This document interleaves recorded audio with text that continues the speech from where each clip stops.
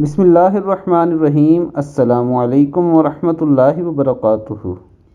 بھلائی یعنی خیر نصیب نہیں ہوتی۔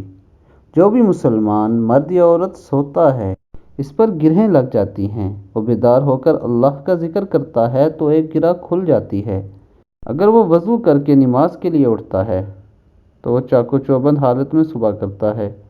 اس نے بھلائی حاصل کر لی ہوتی ہے، اس کی تمام گرہیں کھل چکی ہوتی ہیں۔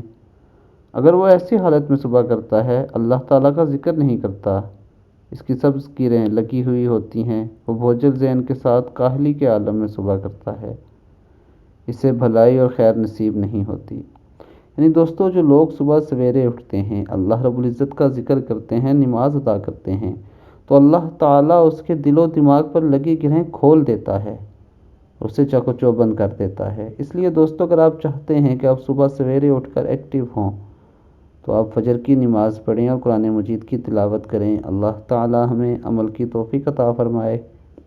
السلام علیکم ورحمۃ اللہ وبرکاتہ۔